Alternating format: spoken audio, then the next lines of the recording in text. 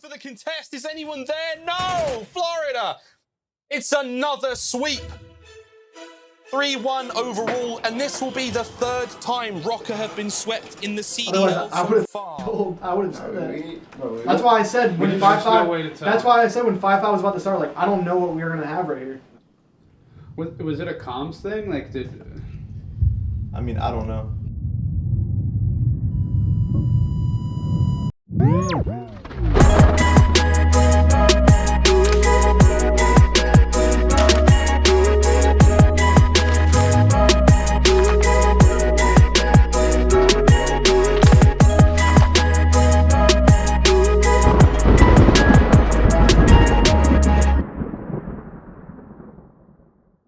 It was extremely disheartening seeing the way we started week 1 of stage 2, especially since we had 2 matches that we felt like we needed to win in our group to, you know, get a spot in winner's bracket. We kind of knew something had to change at that point. Even after the first match, it was kind of, you know, in the back of the head. But we were performing so well in practice consistently, especially in our hardpoint, which was, you know, by far our weakest game mode. And it was really disheartening to not see what we were doing in practice translate over to our matches. And even in those 0-3 losses, I mean, I think we lost both S&Ds 5-6. So I think, you know, losing in a fashion like that, just, it was crushing. And at that point, it was really hard to move forward without, you know, finding a solution to kind of resolve things. Minnesota RØKKR, again, a squad that on paper looks absolutely outstanding. Accuracy, attach, Mage, Mania, Caprista, all the working parts to make a championship caliber roster. But right now, Chance, it just feels like there's something going wrong in the execution of plays. You know, I've seen how they play in scrims.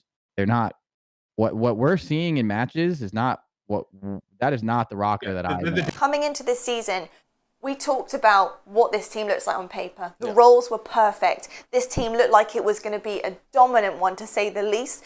And that's really not what we're getting from RØKKR. Recently, the team has not been performing to the standards and expectations we hold them to and US fans hold them to. And we are going to be exploring swapping Preston to a second AR role and making a roster change. There was a lot of variables going into it. We had sit downs with every single player, and the overall consensus was that Preston does need to be on that second AR role where he feels the most comfortable. And then it was a matter of, you know, do we put Mike on a second SMG where he's super uncomfortable, or do we bring in, you know, one of these young and upcoming players from the challenger scene? And it just so happened that we were already in the process of, you know, bringing Standy on as a sub, and he kind of just, you know, fit that role perfectly for us. They bring in Standy. I don't know much about Standy. Any intel on Standy? He's been at top of the challengers. I mean, I've heard he's sort of been next up for a good amount of time. Yeah. I get the call. When I first received the call, I declined it because I was like, why is he calling right now? Like, I just won a tournament. Like, I was kind of being a little bit, I was a little too ahead of myself. And then they called again, so I was like, okay, maybe this is important. Like, it's Jake. And I answer it, and it's Lamar, and he's sitting there gassing me up, like saying, yo, what's good, young goat? Stuff like that. And Dylan's there too, he's saying some stuff. Everyone else at the table is. And they all said that they were watching that tournament I was playing because it was broadcasted. And they're all saying that I was playing really good and doing well. And when I got that call, it just put a smile on my face. And obviously, I mean, I did ask Dylan for that follow. I'm sure you guys talked about that. That was just a funny moment. I had to ask him it. I saw it in the moment and I couldn't resist, so. You know what I mean? It's attached, the real Dylan attach. We decided to FaceTime Standy while we were there. Jake called him on his phone, so he definitely didn't expect me to answer. So when he picked up the FaceTime, right after he just won the Challengers, like 2K tournament, I answered the phone. He was definitely caught off guard, so it was pretty funny. I was just gassing him up. I was like, yo, you ready to carry me? We ended up just chilling, and he got to talk to Dylan, and then he told Dylan, he was like, yo, like, can you follow me back on Twitter now? And this is before the announcement, so it was just a super funny moment, and it was a funny interaction, first interaction with Standy. No cameras, please. Well, that's what everyone else says already, so. No, you're our go-to camera boy now. Yeah, I'm fine being on the camera. You know what I mean? I like that. When we decided that Eli needed to come in, there was such limited time between when we needed him signed and when we needed him in Texas. I think there was like a 48-hour window that allowed us to do all of this, like get a contract drafted, get it signed, get him to Texas, get him a hotel. And all of this had so many different complications. Like at one point we bought his flight so he could arrive on, I don't know, a Tuesday and start scrimming. We bought the flight maybe like 7 hours before he was supposed to board. Everyone got kicked off the flight. It was like a ghost flight. The flight didn't exist, and we had no way to get him to Texas in time because all the other airports near him didn't have flights out, or the airports were too far away to get him there in time. So we were all going crazy on the ops side, just trying to get him to Texas. And then finally we get him on a flight. We figured out the ghost flight actually became a real flight again, and we rebought the ticket. So he gets on the plane, he lands maybe 2.5 hours before we're supposed to scrim on a Tuesday. He gets to the hotel room, he's greeted by Joe, Brian, and myself.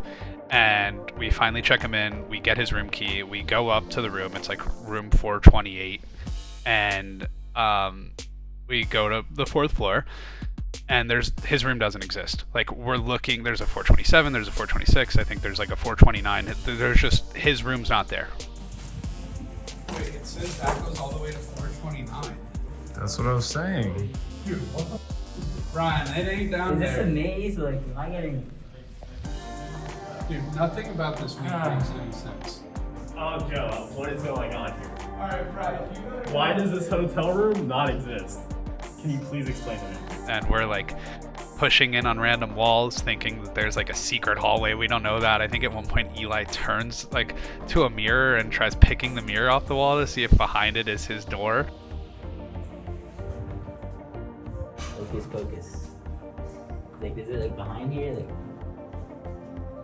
And it was like honestly just this massive metaphor for like what a mess even getting Eli here was.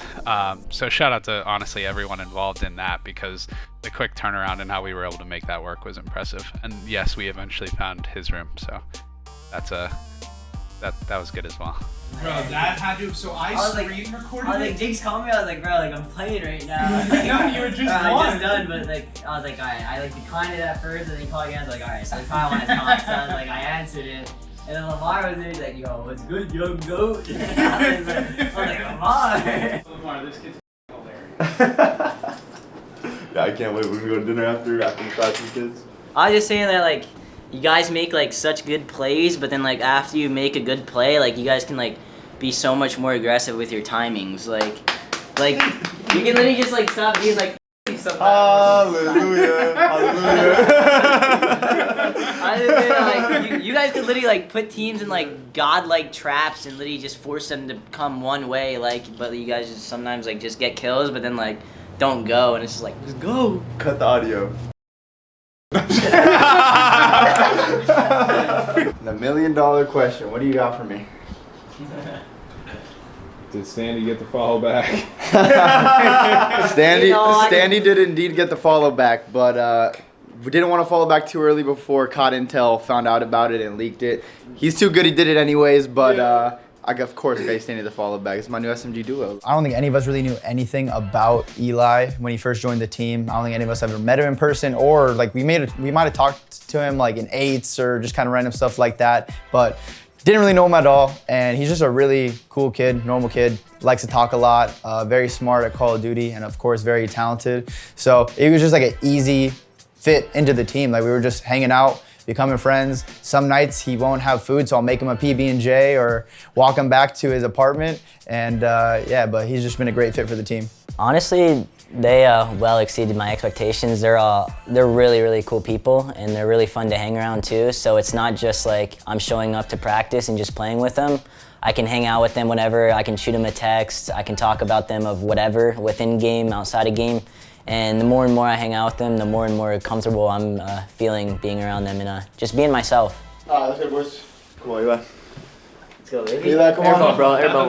That was a hard dap up. I'm cheesing too hard right now. Let's go, baby. Eli is a very vocal player, so bringing him in and knowing that we've been struggling in hardpoint especially throughout the course of the season, I kind of let the team know, let's listen to the things he has to say. He's played a lot more tournament-style repetitions than us. Challengers have events every single weekend. He's played in so many official matches, so I felt like he could bring a lot of great ideas to the table, which he has. So it was kind of like bringing him in, taking in his ideas while kind of, you know, teaching him and embedding him in our system as well. First of many. Like, I think we can, like, set up a lot more, like, just set up plays. I know it's only the first day, but, like... No, yeah, I know what you mean. 100%. Pillar. Oh, the pillar? You know what I mean? Like, whoever was bust, I think Dylan and Lamar, like, don't chow L right there and help Dylan bust. I have a point. Stay down, just stay down, just stay down, just stay down. Post go up, Dad. Yo, we use a hole. I'm looking pillar with you. I'm missing your gold. Let's go. P2 Eli, you're Let's go. We came in, we knew like we're about to play the 2 hardest matches in the group, barely any practice, we had nothing to lose. Let's just go out, show improvements, compete, put it all on the line, and whatever happens, happens. That was the mentality of all of us at the time. And then we knew we were gonna be a lot better than people expected just on the 1 or 2 days of scrims that we had. Like everything just felt instantly like different. And that kind of confidence just carried over because we knew like people were not expecting us to click this quickly and be like in form as fast as we got into because it just felt so natural. With the Minnesota RØKKR taking on OpTic Chicago, you look at that RØKKR lineup and you're seeing a new face. That man Standy coming in for Major Maniac, looking to make his debut today. Versus Chicago? A tough matchup for sure, Study, but I'm excited to see how much of an impact he can make for a Minnesota team that has been struggling as of recently. Refreshing. Cold brew. Gets the people going. What does Dill like to do? Dill usually hits the on the side, I'm pretty sure. Nah, I usually go mid. Oh, you usually go mid? You go mid and I'll hit hill. Listen, man, the only thing we gotta like worry about in this hard point is just doing in practice, bro. The map's so easy when everyone's like talking, discussing things. Yeah. Come on, Captain, give the kid his first pump-up speech. Let's go. You don't need a pump-up speech, this kid's already different. Let's go, Eli. Go, baby. I'm not losing this. Go. These kids dominate. Play the dominate. Let's go. Minnesota, they have been holding these hard points down to the T. See Standy having a great performance, 18-9. Wow. Oh man, they're doing well, man. They're doing well. Can they do it, Lando? Can they win a hard point? Literally, folks, they are the worst hardpoint team in the entire CDL. Of course, it's a totally different team now with Standy in the lineup, but this is a roster we've been talking about consistently. Can they win a hardpoint? If they can win it, how much better would they be? As Search and Destroy has been great, Control's been fine. It has been all on these HPs. Ooh!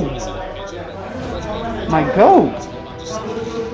We can win that. Oh my god, we broke a basketball. Wow. Attach, he falls from the front, but it's Priesta and the new roll. There's 2, there's 3 as the ARs combine, and Minnesota winning the most interactions in the whole Let's go! These bozos, yo, come on! With Standy putting up one of the best performances that we have seen in his very first game. New life from the RØKKR, Study. Just take note of what they're doing. They don't have too many variations. They're like the most basic ass team. 100%. All right, let's get it, boys, and throw this back to Bry. He doesn't have the information, tries to go for the turn onto accuracy, but it is the Minnesota RØKKR going up 2-0. And you see the boys, they're standing up. They are hype. Let's go, baby. Let's go, baby. Boys, give it the Eli, you're fucking animal. Let's go, bro. baby. You're a demon, Eli. Let's go, baby. Yo, come on, man. You're too I told you. much, baby. I told you if it's this math, I'm gonna run amok. Eli, you here? Yeah, of course I'm here. That play, the 4-4 round. Shows Nice. You're Yeah, disgusting. Good, bro. These guys play like so slow. That's what I mean when I say like they give us map control, Lamar. Like that's the kind of free play. Like you know what I mean, I can make a play like that. Yeah, good, bro. Let's go. One more map. I stood off ring. One more map. Still gotta finish this though, so keep making the right plays, doing the right thing. Let's go. One more map, boys. But like also like make sure we just value our lives and like if you're in a good spot to hit a timing to get in their base and like be annoying, like go for it, Dylan. Yeah. Or like even you, Preston, like anyone. Like if they have a good chance to like be annoying while we're camping a point, like go for it. Trust your ability. Too much. You're gonna have offense? A possible clutching position for Chicago as it all comes down to Formal and Envoy. It's gonna take a lot of work. It's gonna take a lot of work formal falls, and it all comes down to Envoy and Minnesota RØKKR in their debut. Chicago. Animals. Come on, Go, baby. Get it, baby. Yo, come on, Lamar. Nah. Give me a hug. Let's go. Go. That was a good ass start, but we have to beat Dallas now, and we have to beat Seattle because we're coming into this major and winners. This good start. Winning this, bro. This is our benchmark. We do not get worse than we played today. Period. 2 days of scrims. 2 days. From here on, we get better. We cannot lose against Dallas. We cannot lose against Seattle. We're going into the major. We're beating everybody. Tomorrow, we get back on the setup and we get better. It's our Game Fuel Victory Spotlight, and I am here with the man of the hour. Joining me is Standy from the Minnesota RØKKR. Standy, we got to talk about it, man. What your performance? It's your debut game. You're going up against OpTic Chicago. Tell me, were there nerves coming into today's match? I really don't think there's any nerves because the team was struggling in the last few matches, so they kind of brought me in and told me like, hey, just do your thing, see what you can do, no pressure, play confident, and you know what I mean? I came out and tried to show people what I can do and what I'm capable of, so I mean, I'm really happy right now, and I'm proud of the team so far. No one ever wanted to take a chance on me on a team. Everyone just always disrespected me and tried to discredit me always. And then I finally get in and I fry OpTic. This is crazy. This is real life. Is this real life right now? Am I in real life?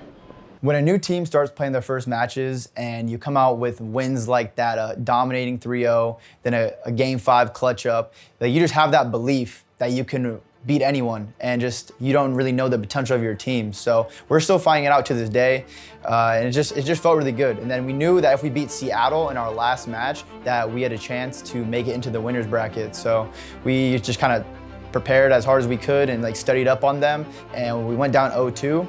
But then we came back out and won the next 3 to get our spot in the winners bracket. So it was a really good test when our backs are up against the wall and under the high pressure situations to see how we really perform, and we stepped up to the challenge. I'll give him good night. 4-1, let's go.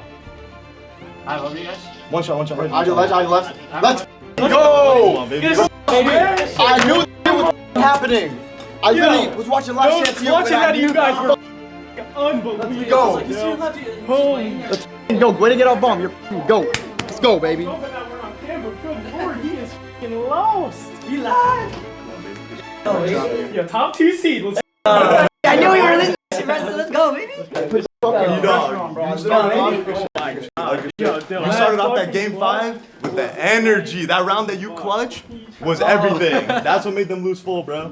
Yeah, so starting in the winter semis is huge from a point perspective because the teams that get last at the major, they get 0 points. Starting top 6, you're guaranteed at least 30 and have the option to go and win the tournament and net 75 points. So that's a 7.5 match swing from, you know, the team that places first to the team that places last. A lot of, I guess, question marks when RØKKR made the move. Here they are, baby. #1 seed going into the major. They get the bye. Oh my goodness. You would think that Empire wins that round 1. They make it to RØKKR. And then you would think that a match like that will come down to S&Ds. We were going into that Dallas match going up against a really good respawn team in the Empire. We were, you know, we took the first map pretty convincingly. I mean, we were comfortable in the hard point. The S&D was a shocker to us. You know, going into that, we were a very S&D heavy team, as the fans and, you know, the analysts have sort of indicated. And you know, they stole a raid, which was a really, really close map. I think the very last round came down to some crazy timing over on Ring on the B side, and then they also had a pretty solid wrap or like bomb fake on one of their offenses toward the later end of the game. So it was a close map and a really hard one to lose, but we were very comfortable and very confident in our respawn, so it was okay. I mean, we were in high spirits going into that game 3.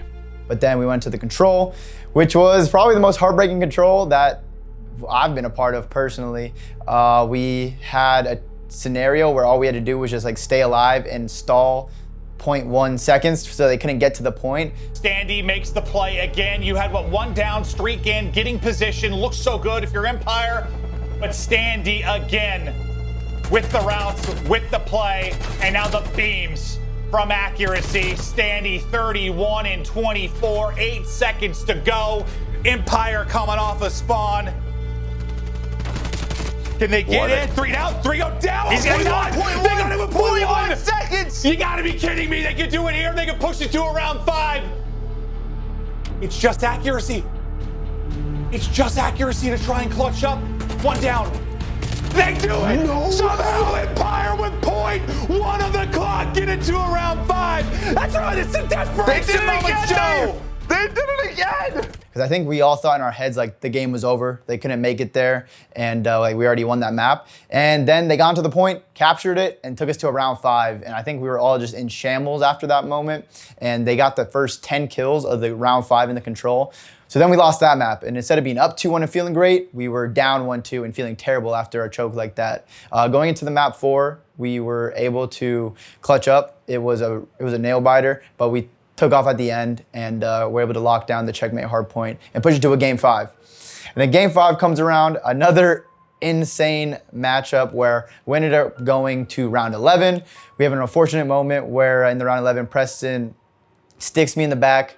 Gotzi's not pushing up to the boat because that was the thing. RØKKR knew they were playing 2A. They just wanted to take it, and there's a Oh no, Priest! No! Oh no, teammates! Teammates, no. I just got flashbacks to like Enable and Eggs. Oh no. And then who gets both? Oh, okay. Oh, maybe it's not done yet. Oh, no, now Standy's by himself, stuck behind, trying to get out.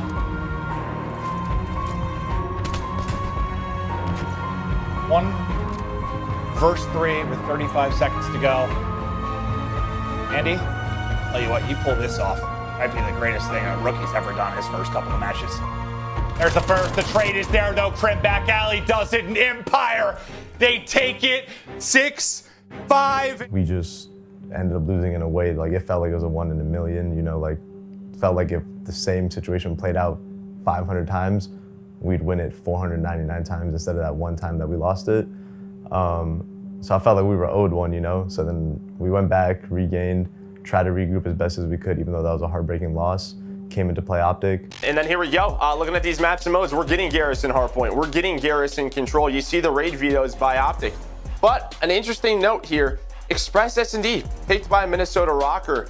Raid was open. They beat OpTic 6-4 in their last matchup in that map number 2. They're shifting off that. They're going with Express. They're only 1-2 on that map, but OpTic 0-1. Again, trying to make each other uncomfortable as much as possible. We played maps that none of us had really played in a while. Like there was a Garrison control left in, which is OpTic's auto veto. I guess they were just really respecting our raid control. The Garrison hardpoint is one that we are comfortable on now, but we hadn't played a lot previously, that we ended up stealing. I think, I think the common question that a lot of people are asking is, you know, why didn't we play raid, especially given that we beat them on it last time? Look, they were 0-1 on Express. It was a map we felt kind of comfortable on, and we knew they played very straight up, so we thought it would be very easy to play them on Express. Ultimately, we fell 6-2, so we were very wrong there. I think the highlight of that series was obviously map 5. And just sort of the way the game ended. I mean, OpTic came out really hot to a big S&D lead. We were able to bring it back. We had a couple really big clutches on a few bomb sites.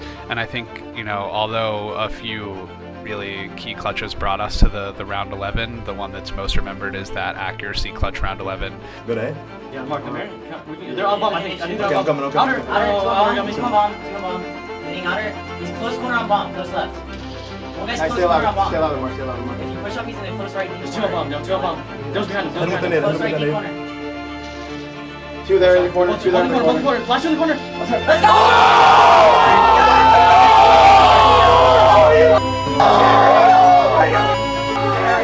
Come on, baby! Come on, baby! Oh my God! Keep go!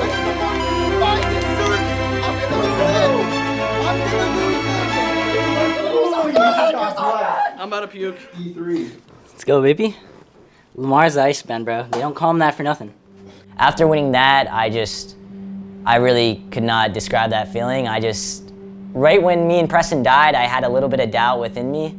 And then seeing Lamar clutch that really just put a smile on my face and made me one of the happiest people on earth in that moment because, I mean, he did it. It was a crazy 1v3. You don't go through a lot of situations like that. You don't see you don't see Call of Duty like that very often. That's definitely a one in a lifetime situation. So it was just quite the experience, and I'm excited for more Call of Duty. I love it. I love it for that reason.